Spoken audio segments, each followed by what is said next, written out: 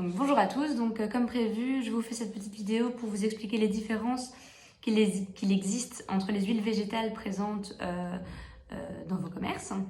Donc il existe vraiment deux types d'huiles bien distincts. Ce sont les huiles pressées à froid d'une part et les huiles pressées à chaud d'autre part.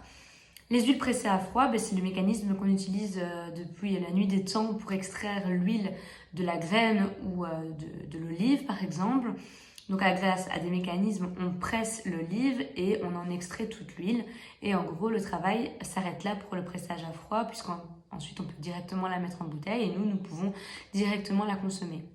Ici, vraiment dans le pressage à froid, on garde tous les bienfaits de l'huile, les oméga 3, la vitamine E, les acides gras.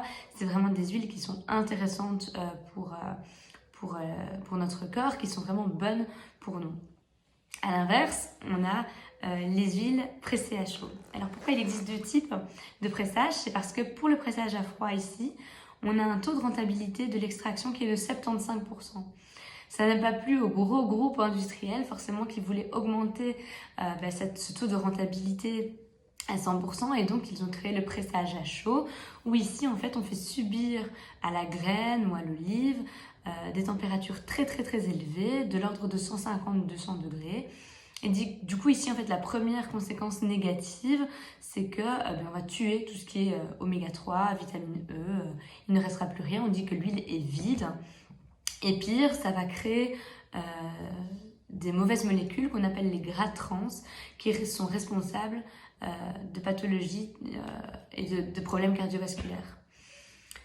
Ensuite, en fait, pour vraiment augmenter la rentabilité, qu'est-ce que font les industriels? Ils rajoutent de l'hexane lors de l'extraction. Alors, l'hexane, c'est un solvant. C'est un dérivé du pétrole. C'est un produit qui est neurotoxique. Et ce qui fait peur, en fait, c'est que l'Union européenne, elle tolère qu'il y ait un résidu de 1% dans les huiles.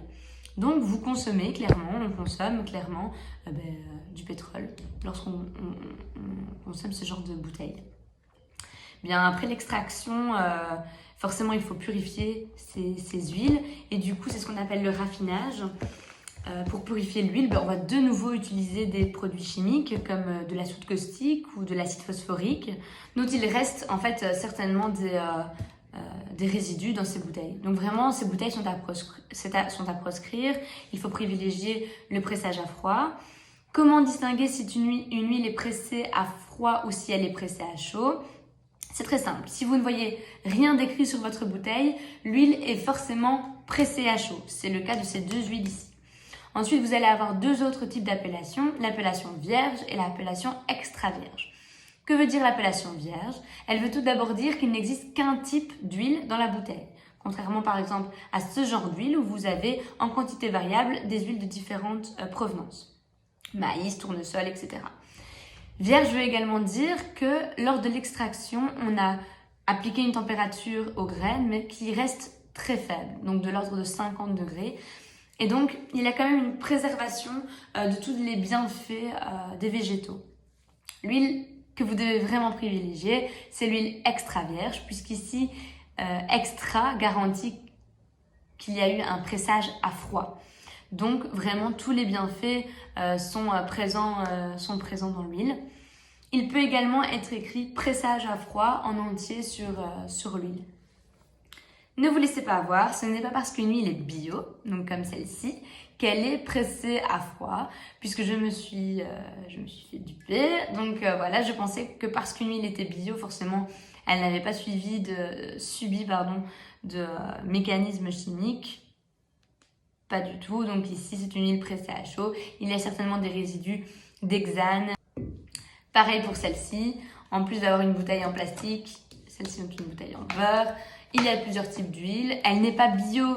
On pourrait certainement penser que les cultures qui ont permis de réaliser l'huile, forcément il y avait des pesticides, mais elles sont surtout sous OGM, puisqu'il n'y a aucune indication de la provenance de l'huile et que lorsque l'huile est cultivée en Argentine, au Brésil, etc., ils utilisent fréquemment des OGM pour améliorer la rentabilité, encore une fois, notamment la facilité de récolte.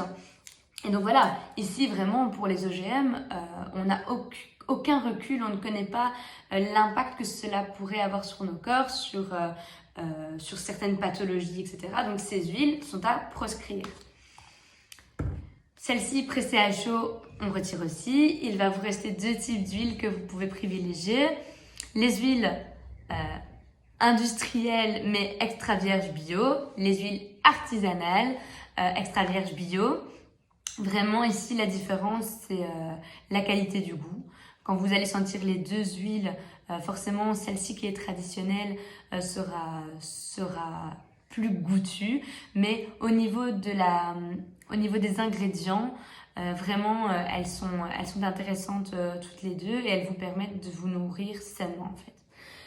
Malheureusement, il y aura une différence de prix puisque forcément les huiles pressées à chaud sont beaucoup moins chères que les autres, mais au final l'huile n'est pas un aliment que vous allez acheter tous les jours, donc ça ne va pas se répercuter directement sur votre panier. Il faut quand même compter qu'une huile comme ça, pressée à chaud, ces deux-ci, elles tournent aux environs de 3 €. Une huile, je veux dire industrielle, donc ça c'est une marque distributeur, hein. C'est la marque de Colruyt, c'est Bonnie. Ici on est sur 6 €, donc c'est quand même le double. Et puis ici on est sur une huile artisanale, forcément d'une qualité gustative tout autre. On est aux alentours de 12 €, ça peut même aller jusqu'à 20 €, 20 € la bouteille. Donc voilà, j'espère que cette petite vidéo vous a plu, qu'elle vous a informé. Surtout n'hésitez pas à me poser vos questions, je répondrai volontiers. Je vous mets les sources sur lesquelles je me suis documentée et